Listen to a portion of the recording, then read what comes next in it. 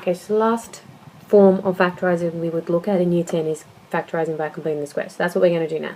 So factorising by completing the square is just a combination of the dots rule, so that's our difference of two squares, and the perfect square rule.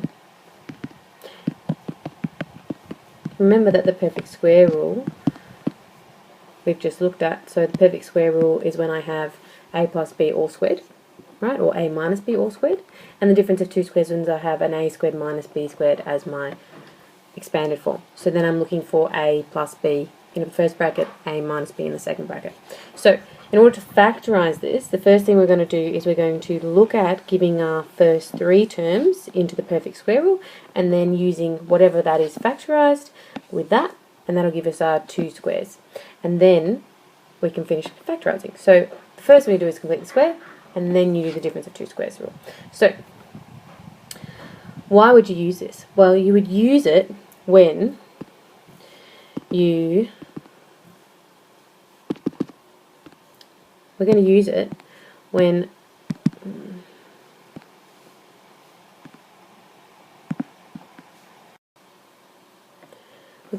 we have a problem where the factors of a, c will never add to give us the coefficient of b. So that means we're actually dealing with a problem in the form of ax squared plus bx plus c, which we should know by now is of course our quadratic trinomial. So ac is where we look for the factors. We want to see if they add to b. That's what we're talking about when we look at this one here and this one here. Okay, we're actually referring to our trinomial.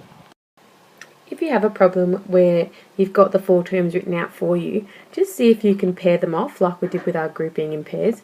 If you can't pair them off, no matter what order you do, then either you can't factorise it at all, or you just can't factorise it in that method. So that means we've got to look at completing the square.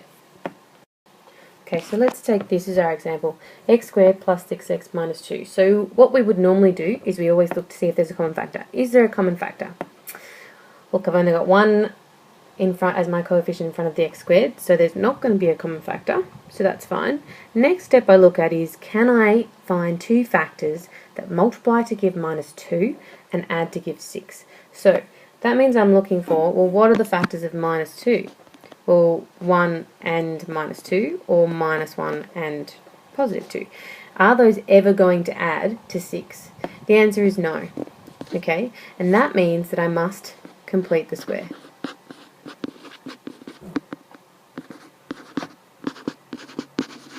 Okay, as soon as I know that I have to complete the square, I look at that same thing again. So let's go back and look at our three numbers here. So to complete the square, the first thing I must use is the perfect square rule. And the perfect square rule means that I'm looking for a plus b all squared, right? So that's what I'm looking at first. So I'm going to go back and I'm going to say, well, I've got x squared plus 6x, and I'm going to add something to it so that it will give it to me in this form, and that something will be half of this number squared. So it'll be plus 3 squared minus 2, and whatever I add to the equation I must take away, because I want my equation to be equivalent no matter what. Okay, so I'm going to take away 9, because, or probably better to put it in the way we had before. So I'm going to take away 3 squared. Add 3 squared minus 3 squared. If I just cancelled those out, right, cancelled them out, I'd still have my original equation, which is what I want to stick with. The next thing I'm going to do is I'm just going to simplify that. So I've got x squared plus 6x plus 9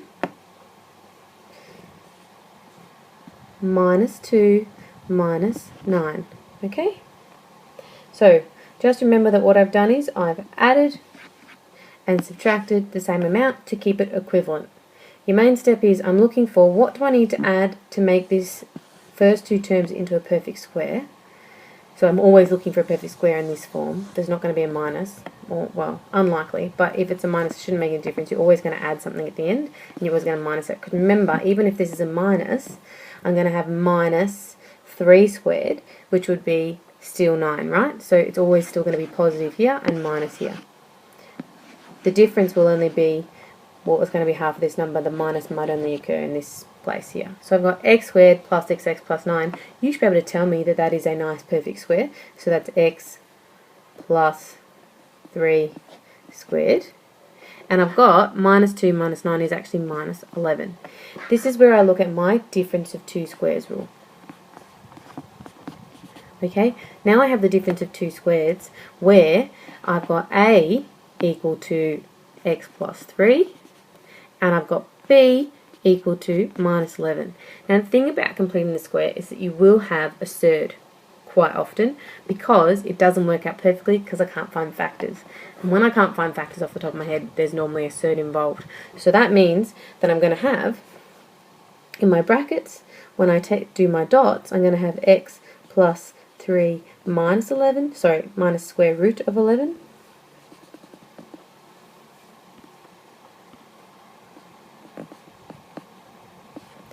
X plus 3, so that's my a, remember, a minus b, a plus b, right, which is 11, square root 11.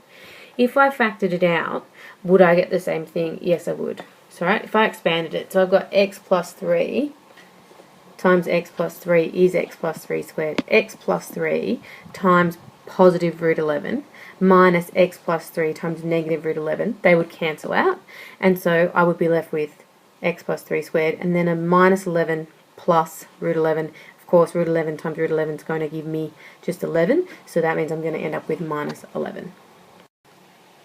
Okay, so to complete the square of x squared plus bx, we divide b, that's the coefficient of x, so that our middle term, by 2, and add the square of it, b over 2 squared, to make the perfect square, right? That's what that's what we're doing to begin with. We need to complete the square.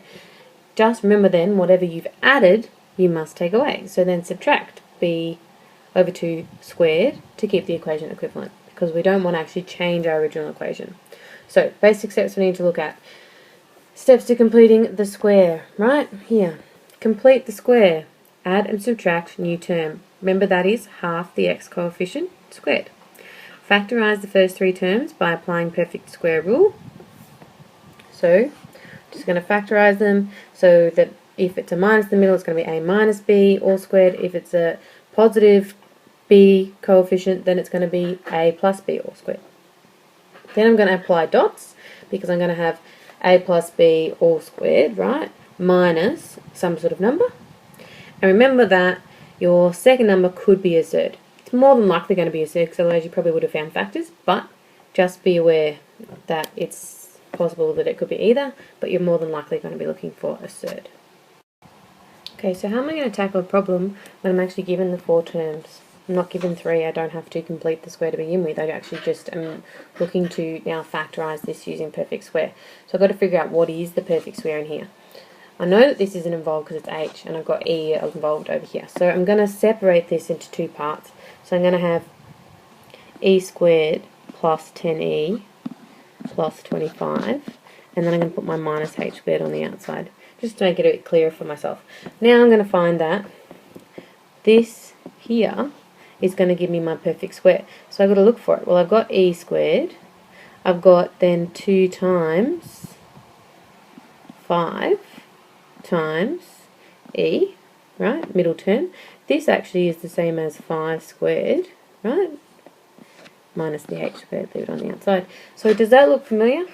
Does that look like it's a perfect squared? Well, I've got a squared plus 2 times b times a, or a times b, same, plus b squared. I think I've got the perfect square there, perfect. Right, so that means I've got e plus 5 all squared minus h squared. Now I need to take it my last step. Do I have the difference of 2 squares there? Let's see where the squares are. There's a square there and a square there and a minus in the middle. Yes, I've got my difference of 2 squares. This is the first part, this is the second part. So I can actually write over here a of my different two squareds. A is e plus 5, so that's going to go at the beginning of each of my brackets, and b is just h. So that means that I can now draw it in my brackets. So at the beginning I'm going to have e plus 5, the beginning of this bracket e plus 5, and I'm going to have a plus h and a minus h. Okay? Once again, if you're not sure, we can just expand it and have a look. So let's have a look. So I've got e plus 5 times e plus 5, that gives me e plus 5 squared. Perfect. E plus 5 times negative h, e plus 5 times positive h, well, they're going to cancel out. You know, not going to exist anymore. So I've just got then h times minus h, which is minus h squared. Exactly. Yes, I have got my correct answer. Okay, so in this problem, I'm not actually told what my last number is that tells me what my perfect square is going to be. So I'm going to separate it. I'm going to have y squared plus 12y, and I want to add something. That's always going to be an add. And then that's going to be in the bracket, and I'm going to have plus 10, and I'm going to have a minus something. And that something will be, remember, half of the middle term, so 12 over 2, that's my middle coefficient, and I've got to square it, okay? 12 minus over 2 squared, right? As long as I'm adding and subtracting the same thing. Just remember that, of course, I'm referring to this here. Whatever that number is, I divide it by 2 and I square it. So, of course, 12 divided by 2 is 6, and we know that. So 6 squared is 36. So I can rewrite that. I've got y squared plus 12y plus 6 squared, which is 36. I don't want that bracket there. Plus 10 minus 12 over 2, which is 6. 6 squared, 36. Adding and subtracting the same thing. Yep. Okay. Now this gives me my perfect square. What is my a and my b? Well, my a is going to be just y, and my b is going to be the square root of 36, which is 6. So that means in my first bracket I'll have y plus 6 all squared. And I'm going to have plus 10 and then minus 36. So plus 10 minus 36 gives me a negative 26. Do I have a negative here? That's what I'm looking for. Yes, I do. First squared, second squared. Okay, now 26 is not a perfectly squared number, so we're just going to do the square root of 26. So I'm going to have y plus 6 minus the square root of 26. Y plus 6 plus the square root of 26. Remember, square root times square root gives me just the number itself. Again, can double check it. Y plus 6 times y plus 6 gives me y plus 6 squared. Y plus 6 times the positive third. Y plus 6 times the negative same third. Well, they're going to cancel out. Negative and positive cancel. Then I've got negative third 26 times positive third 26, well, the thirds are going to cancel and it's going to end up being minus. Okay, another example. It's good to do lots of examples because we just want to make sure that we understand it. Then you can go and practice for yourself. If you're not sure about any of it, you can come back and have a look at this or ask me in class. So what we're going to do is, so again, I need to figure out what my addition to my first two numbers, what my completion of this square is going to be. So I'm going to write it out. So I've got a nice little space so I can fit that in. So n squared plus 2n. Then I'm going to add something, always going to add something here and take something away outside. That goes in the bracket. This is minus 5. What am I adding and subtracting? Remember, it's half my coefficient term, right? And then squared. So that's going to be half that coefficient, so it's going to be 2 over 2 all squared. 2 over 2 all squared, right? 2 over 2, well, that's 1. 1 squared's just 1, so I can rewrite that out nicely. So I'm going to have n squared plus 2n plus 1 minus 5 minus 1. N squared plus 2n plus 1. A in this instance was n and b is 1, so I've got n plus 1 all squared. If you're not sure, again, we can just quickly expand in our head. So n by n will give me n squared. N times 1 is 1n, n times 1, 1n, so 1n plus 1n gives me 2n's, and 1 times 1 is going to give me 1. Okay, so then I've got these ones here, minus 5 and minus 1, going to combine them together. Minus 5, take 1 from it, gives me negative 6. Got my difference of 2 squares there. Remember that I could rewrite this in this form, n plus 1 all squared, minus the surd of 6 squared. It's going to be the same thing. Surd of 6 squared is still 6. So then I can write it out nicely. I've got n plus 1, take surd 6, n plus 1 plus surd 6, and it's going to work out for me again. Okay, the more practice you do, the better you get. Okay, so I have a coefficient in front of my v squared, which is more than 1. That means I'm going to have a look and see if there is a factor, highest common factor. In this instance, I have got a highest common factor, and it's 2. So the first thing you want to do is take that out. 2 goes into 2v how many times? Twice. 2 goes into 28, v 14 times. So 14 left. And 2 goes into minus 4 twice, so of course I've got minus 2. Can quickly check and make sure that works.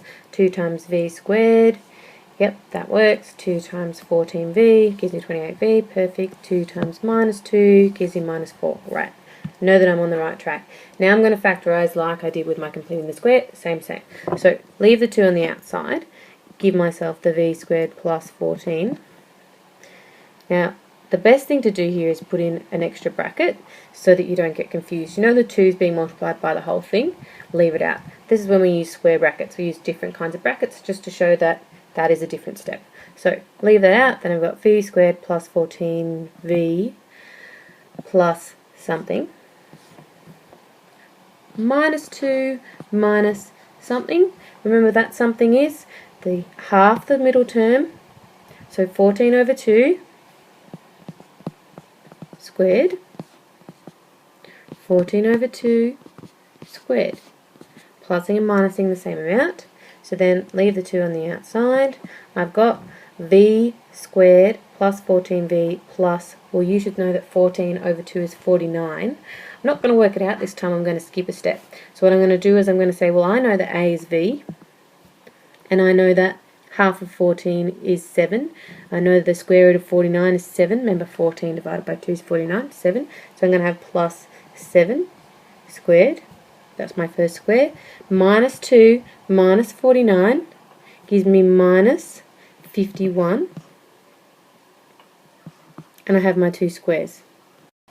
Almost finished. Now I just do my difference of 2 squares. Again, I'm going to leave the nice big square bracket out here, and then I'm going to put in my curved bracket. So I've got v plus 7 at the beginning of both brackets. V plus 7, that's my first square. Minus 51, well, that's the same as the square root, right? I could do square root of 51 all squared, same. So I'm going to have here plus surd 51 minus surd 51, and I'm finished. Okay, last example. Now, what are we going to do when we get a fraction? So that's what we're looking at here. So again, I'm going to separate it, and I know that c squared plus c plus something, that's my perfect square, minus 1 minus the same something, right? Now, c, my coefficient in front of the c there, if there's nothing written there, that's the same as there just being 1, right? So of course, I've got then in my bracket 1 over 2, right? 1 divided by 2 squared.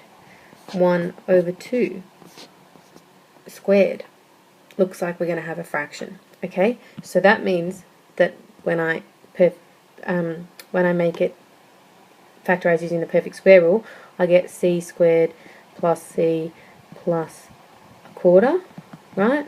And that bracket is going to factorize into c plus a half squared, right? Whatever that term in there, right? That whatever's in that bracket, that's going to be our second one for our first square. And then I'm going to keep coming with this. I've got minus 1 minus 1 quarter. Half times a half is a quarter. Minus 1 minus a quarter is minus 5 quarters. Okay, and then when I look at it and I go, well, minus 5 quarters, right? If I square root 5 over 4, because that's what I'm going to have, well, that's actually the same as square root of 5 over 2. Because the square root of 4, well, 4 is a perfectly squared number. So actually this was my original, this was my number squared to get to this. Okay, just simplify your fraction and your surds first. Now we go back to our completing the square, and I've got c plus a half plus surd 5 on 2, and I've got c minus, plus a half minus surd 5 on 2. Now, because I've got the fraction on the inside of the bracket, I can take it out. Because both brackets are multiplied by a half, we actually take out a quarter. So I have a quarter on the outside, and I'll have 2 times c plus 1 plus surd 5 2c plus 1 minus surd 5, and to check that I have done that correctly, you can expand. So now I've got 2c times 2c, well, that'd be 4c squared. If I divided that by 4, well, that is going to give me c squared, so I know that I'm on the right track. 1, right, 1 over half, if I times them together will give me a quarter, so I know that that's working for me.